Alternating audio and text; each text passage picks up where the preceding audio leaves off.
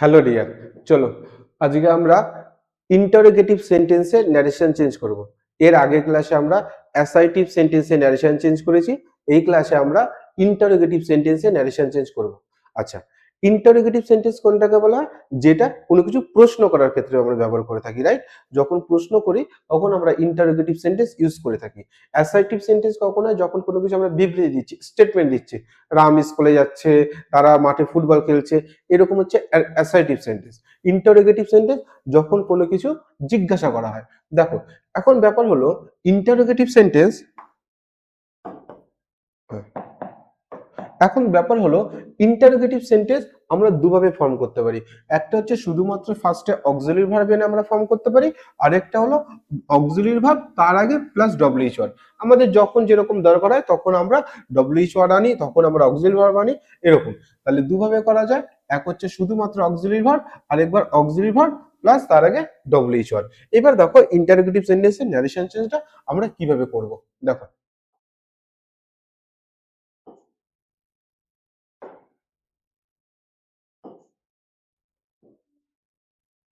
একটুখানি ওয়েট করো।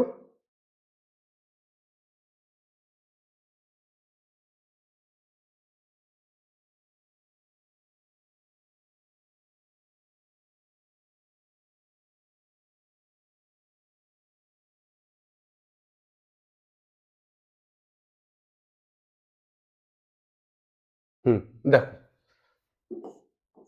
দেখো he said to me, are you calling me? সে আমাকে বলেছিল যে তুমি কি আমাকে ডাকছো।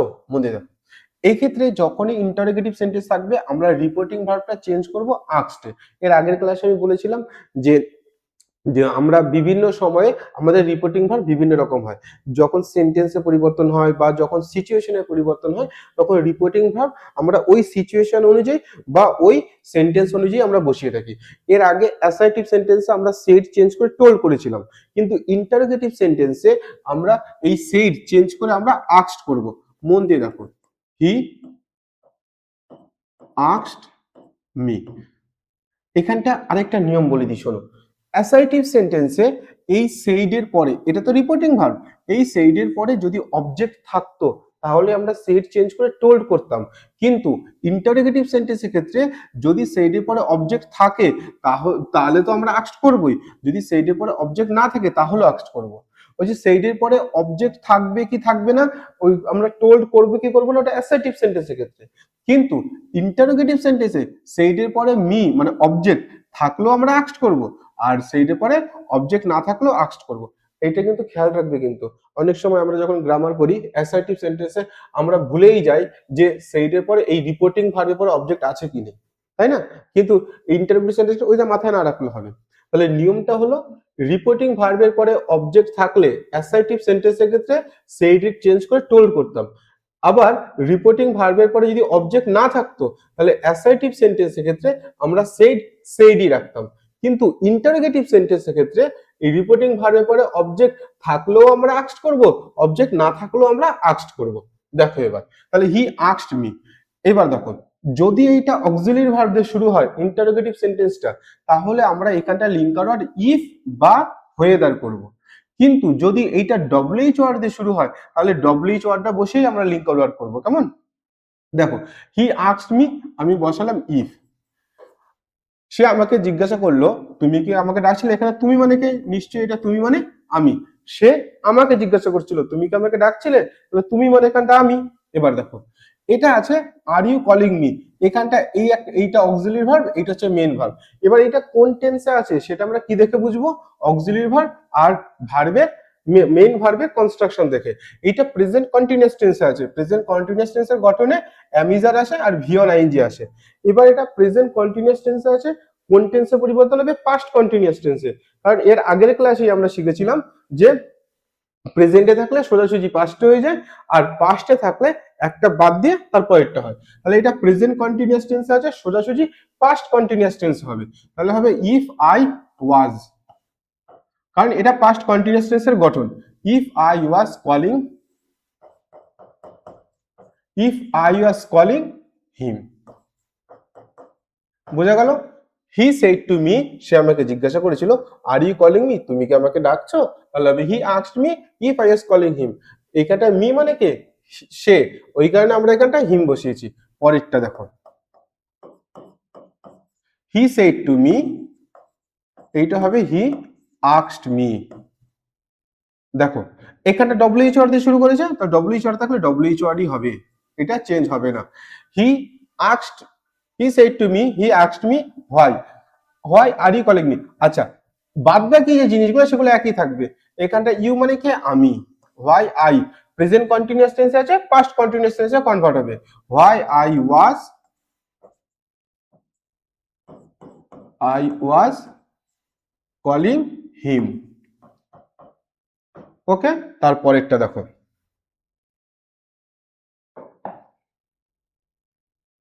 দেখো এবার এটা দেখো, খুব সহজ ব্যাপার। ডু, এখানটা ডু দিয়ে শুরু হয়েছে, আমরা ডু বা does simple present tense use করি, আর did simple past tense use করি, রাইট? এবার দেখো, I said to him, interrogative sentence, তাহলে কি হবে? আই আস্কড হিম ইফ, আমরা কি জানি সিম্পল প্রেজেন্ট টেন্স আছে। আর আচ্ছা, I said to him do you know me, I said to him do you know me, আমি তাকে জিজ্ঞাসা করলাম তুমি কি আমাকে চেনো? এখানে তুমি মানে কে? হি। এবার দেখো এটা আছে কিসে?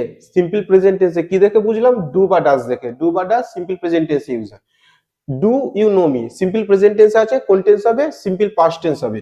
সিম্পল পাস্ট টেন্সের গঠন কি? Subject plus V two plus object. মন দিয়ে দেখো, ডু ইউ নো মি তাহলে হবে if I said to him do you know me, তাহলে I asked him if he, V two, know এর ভি2 কি হয়? Knew, if he knew me. আশা করি কারো কোনো প্রশ্ন নেই। ঠিক এই প্যাটার্নে আমি আরেকটা কোশ্চেন লিখে তোমাদেরকে করাচ্ছি। দেখো, যদি এরকম তোমাকে একটা প্রশ্ন দিত, মনে করো এরকম একটা প্রশ্ন দিচ্ছে, দেখো আই, সরি এটা সাদা কালি করে দেখি,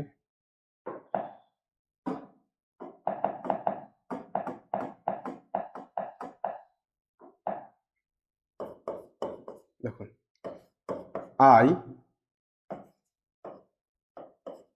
said to him, comma inverted comma, did you,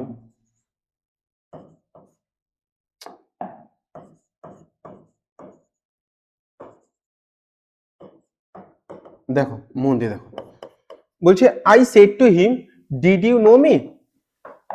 দেখো তাহলে আই সেড টু হিম কি হবে? I asked him, I asked him if, মন দিয়ে দেখো, I said to him did you know me, আমি থেকে যে তুমি কে বলছি, এখানে তুমি মানে কে? হি, আগে বসিয়ে রাখলাম হি। এইটা কোন টেন্স আছে? ডিড আছে। কোনটা কোন সেন্টেন্স কোন টেন্সে আছে আগে ভার্বের দিকে খেয়াল রাখবে, এটা অক্সিলারি ভার্ব দিয়ে শুরু হচ্ছে। ডিড, ডিড কোন টেন্স হয়? সিম্পল পাস্টে। সিম্পল পাস্টে হলে কোন টেন্সে পরিবর্তন হবে? পাস্ট পারফেক্টে হবে। তাহলে হবে ইফ হি হ্যাড।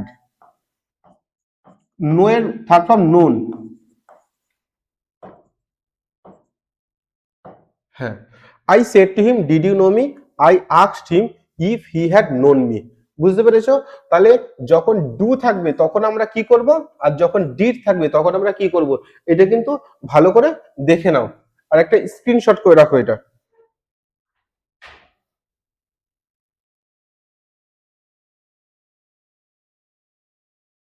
না, আচ্ছা ঠিক আছে।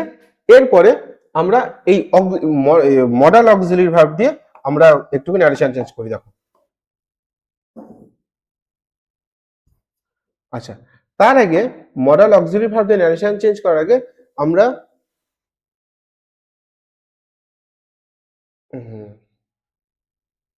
এইটারই একটুখানি এই অ্যাসার্টিভ সেন্টেন্সের একটা করে নি। দেখো মডাল অক্সিলারি ভার্ব থাকলে কি চেঞ্জ হয়, একটু একটু ভালো করে খেয়াল রাখো।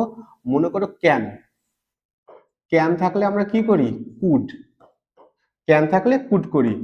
মে থাকলে আমরা মাইট করি। শ্যাল উইল থাকলে ওটা আমরা একদিন শিখিয়ে দিয়েছি, ক্যান কুড মে মাইট। আচ্ছা মনে করো মাস্ট, মাস্ট থাকলে কিন্তু কিছুই চেঞ্জ হয় না, মাস্ট থাকলে কিন্তু মাস্টই হবে, বোঝা গেল? আচ্ছা এখন আমরা এই তিনটে এমনি শিখি, তারপর পরে আরো আমরা অন্য একটা ক্লাসে বাকিটা শিখবো, ওখানে বাকি মডেল অক্সিলারি ভার্বের। দেখো মনে করো তোমাকে এরকম একটা সেন্টেন্স দিয়েছে, এরকম একটা কোশ্চেন দিয়েছে, দেখো I said to him, comma inverted comma, I can read this book.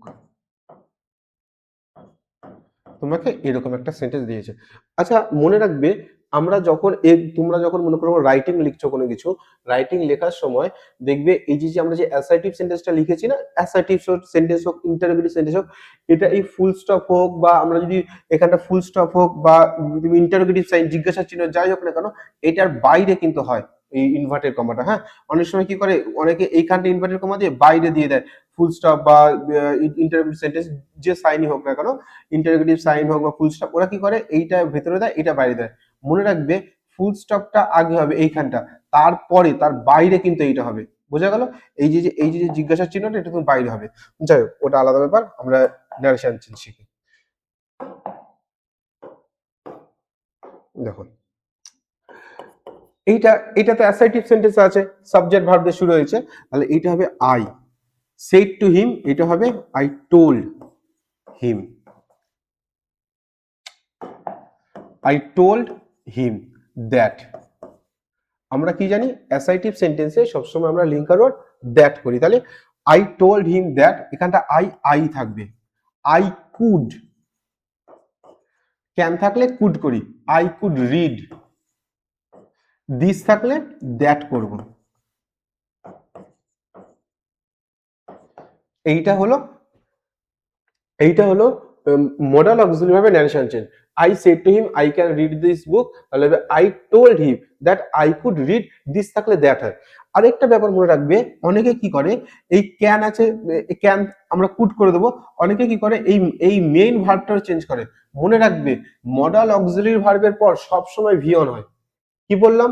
Modal auxiliary verb এই ক্ষেত্রে ন্যারেশন চেঞ্জ যখন আমরা করবো বা এমনি সময় তো মডাল অক্সিলারি ভার্বের পরে ভি অন হয়, কিন্তু মডাল অক্সিলারি ভার্বের পরে যখন বি বসবে তখন কিন্তু ভি থ্রি হবে, বোঝা গেল?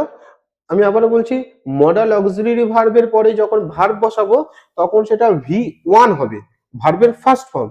আর মডাল অক্সিলারি ভার্বের পর যদি আমরা বি ভার্ব আনি, তাহলে কিন্তু তখন সেটা ভার্বের থার্ড ফর্ম হবে। তো এইখানটা আমরা যখন ন্যারেশন চেঞ্জ করব ক্যান থাকলে কুড করব, কিন্তু এইটা এখানটা ভি ওয়ান আছে, তোমরা কিন্তু এইখানটা ভি ওয়ান এ রাখবে।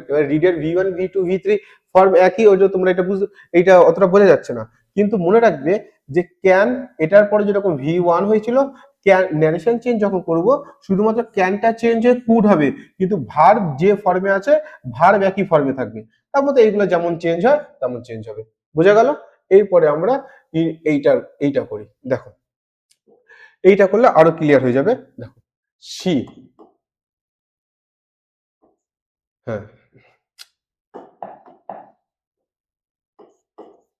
she said to me can you do this work for me, তাহলে she